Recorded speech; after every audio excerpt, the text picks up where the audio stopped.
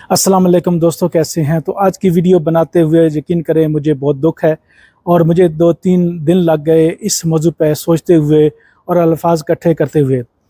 ये एक ऐसा वाक़या है, यकीन करें कि दिल जो है वो दहल जाता है।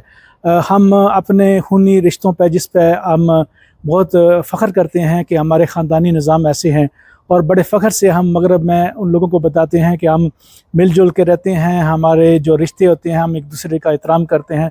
लेकिन ये जो वाक़या है आपने भी सुना होगा या देखा होगा टीवी पे कि नौशहरा के करीब एक गांव में 3 जो इटली से भाई गए थे, उनको शहीद कर दिया गया है। और बात भी छोटी सी है, जेलसी हसद अब किस हद तक पहुंच गया है।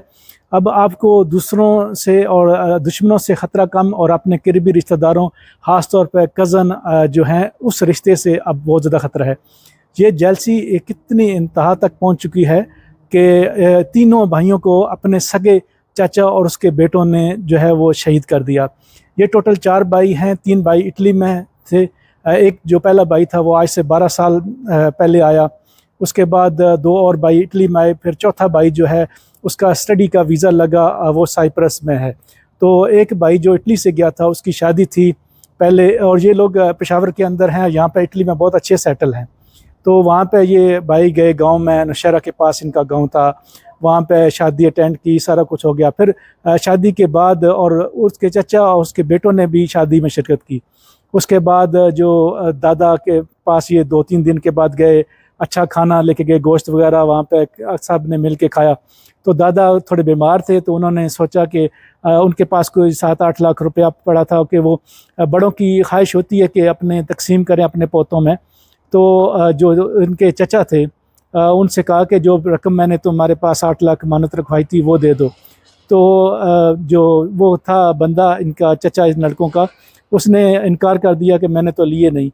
तो इससे तू मैं हुई। हालांकि इन लड़कों को दौलत की कोई कमी नहीं थी, उन्होंने कहा भी कि हमें कोई दौलत की जो है वो कमी नहीं है। लेकिन जो बुज़ुर्ग होते हैं वो कहते हैं हम अपना जो हक़ है वो बराबर तकसीम करेंगे। तो बात बढ़ती बढ़ती, और इनके क्योंकि वो सारे पाकिस्तान में थे और ये अच्छे सेटल थे और यहाँ इनके अच्छे कारोबार भी थे, तो जेलसी जो है उसने क्या किया कि वो तो बहाने ढूंढ रहे थे, और चचा और उसके बेटों ने बंदूकें निकाल ली और तीनों भाइयों को मौके पर ही शहीद कर दिया।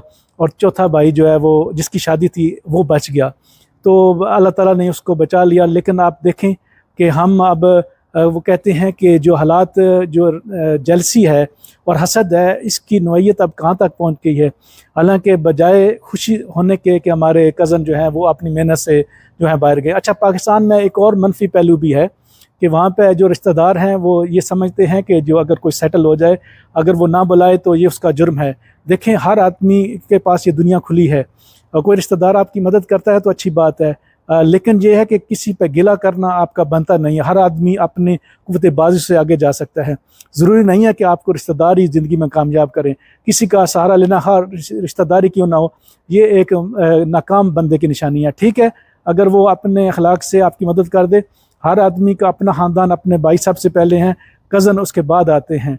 लेकिन अगर जो पाकिस्तान में अक्सर लोगों के लड़ाई झगड़े इसी वजह से हैं, और जो रिश्तेदार अपनी मेहनत से कोई कामयाब हो जाते हैं तो दूसरे जो पीछे रह जाते हैं वो जेलसी में ही सारी ज़िंदगी गुजार देते हैं। तो यकीन करें कि बहुत दुख होता है ऐसी चीज़ें देखे। तो सबको ये सबक सीखने वाला है, जो लोग बाहर हैं, कि वो एहतियात करें। पाकिस्तान में अब उनको अपने रिश्तेदारों से ज़्यादा ख़तरा है। जेलसी जो है वो और कुव्वत बर्दाश्त बिल्कुल ख़त्म हो चुकी है। तो आप भी कोशिश करें कि जब आप कहीं बाहर वगैरह पाकिस्तान जाते हैं बाहर से, तो एहतियात करें और रिश्तेदारों के ख़तरे से हमेशा जो है वो अटेंड रहें। और अल्लाह ताला आपको अपनी हिफ्ज़ व अमान में रखे। शुक्रिया।